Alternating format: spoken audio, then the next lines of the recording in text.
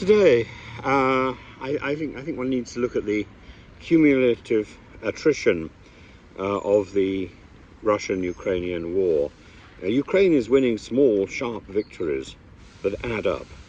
A campaign that now stretches from a sabotaged command post near Voskresenka to burning refineries in Bashkortostan and Volgograd, from airfields in Crimea to the skies over Poland. And on the 30th of August, in occupied Zaporizhia, unknown operatives set fire to dry grass by the 35th Combined Armies command post, the Russian post near Voskresenka. In minutes, smoke and carbon monoxide filled underground positions, and 18 staff officers, the brain trust, not riflemen, died, including senior planners for artillery, general operations, electronic warfare and intelligence. Kiev's I Want to Live project published the names, and the Kiev Independent and others have reported it publicly since the 18th of September. Now, strategically, that matters more than a single trench gained or lost. Staff officers hold the institutional memory of an army's sector. You can backfill a platoon overnight. You cannot conjure a deputy chief of staff for missile and artillery planning out of thin air. The result, as one official has quipped, was simple: now there will be no offensive. In parallel, Ukraine has taken the war to Russia's energy heartland. Long-range drones have struck the Gazprom Neftekhim Salavat compound or complex near Bashkortostan twice in a week, and a refinery in Volgograd. These are not symbolic hits. Salavat is one of Russia's largest petrochemical hubs, and regional officials acknowledged the attacks. The independent outlets confirmed fire and shutdowns. This deep strike logic is straightforward. Starve the war machine, refineries feed logistics, logistics feed operations, degraded output hits the battlefield and the budget. Business press and investigators have tracked a growing list of refinery hits since midsummer, with repeated shutdowns and fires. So well might Putin escape, because the writing is on the wall. This is not going well for Russia. What follows refinery hits? Shortages in Crimea and Sevastopol. About half of fuel stations now reportedly they've stopped selling petrol because of the supply disruption. Russian business media tallied widespread outages, and Ukrainian and regional outlets relayed rationing and closures. That is not just an inconvenience for holiday makers on the Yalta road. It's a stress test for occupation logistics and a political pressure point. Now, the problem here is one shouldn't be waving one's hands madly in the air like some sort of victory suggestion, because this is back to Putin's story of the rat on the staircase. The rat cornered is the rat at its most dangerous. So Ukraine's victories do not automatically mean an easy ride. This is where it begins to get really difficult. Ukraine has been methodically stripping Crimea's air defences and enablers. In late September, special units targeted radars, the Panzer S-1 and the base infrastructure, while military intelligence says it destroyed 2 rare BE-12 Chaika amphibious aircraft, the first confirmed combat loss of that model. These platforms matter for maritime patrol and anti-submarine surveillance in the Black Sea.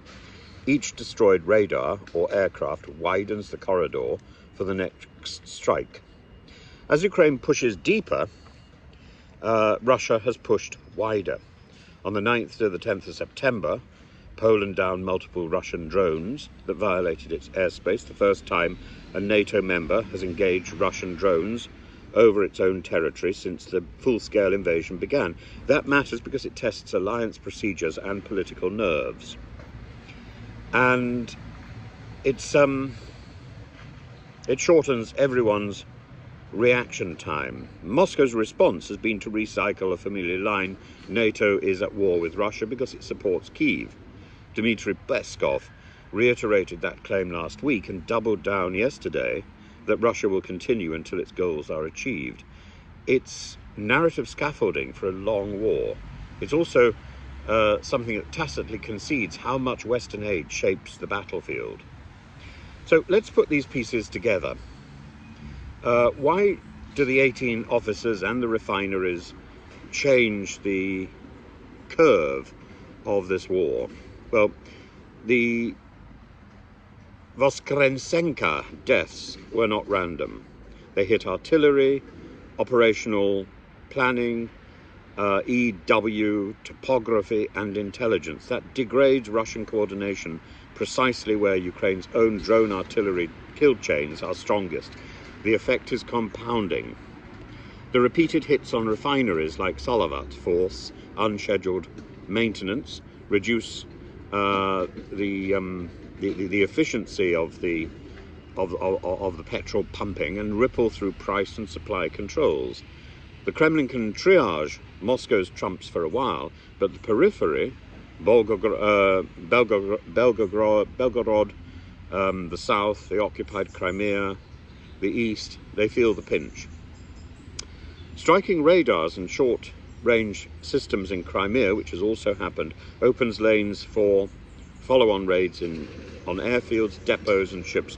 Each successful strike slightly lowers the next target's odds of survival. The Polish shoot-downs move the dial as well. Russia's ability to fly or drift drones into NATO airspace is now tied to a real risk of interception and escalation. Trump has said the West should shoot down Russian invading forces, and Britain has committed to doing precisely that. There are two cautions in order here. The first is verification. Ukraine has released names and details of the 18 officers killed in the fire. Russian confirmation is absent for obvious reasons. Multiple independent and Ukrainian sources align on the core facts, but a fog of war persists, and we should present the incident as highly credible but mathematically uncertain at the moment. The positional reality, the second caution: even as Ukraine scores successes behind the lines, the front remains a grinding struggle in sectors, and both sides adapt quickly.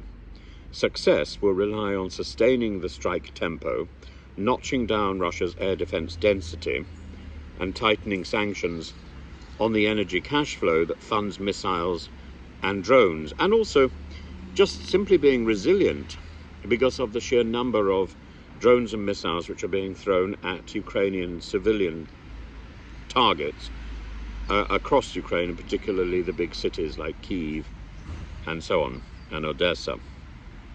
At the UN this week, President Zelensky warned of the most destructive arms race in history if Russia is not checked.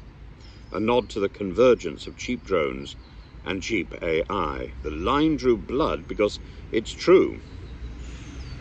If the cost of offense keeps falling faster than the cost of defense, then only coalitions can restore balance. That is why energy sanctions, air defense backfills and joint production matter more than adjectives in speeches, we're told.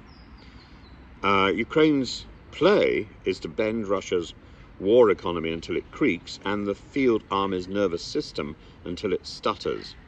The Voskresenka blaze showed how brittle a headquarters can be, a Russian headquarters can be. Salavat smoke showed how far a drone can reach. Crimea's empty pumps show how quickly a peninsula can run dry. None of this ends the war tomorrow. It does, however, move the cost curve in Kyiv's favor, and it reveals a pattern. When Ukraine can see and reach, then it can hurt.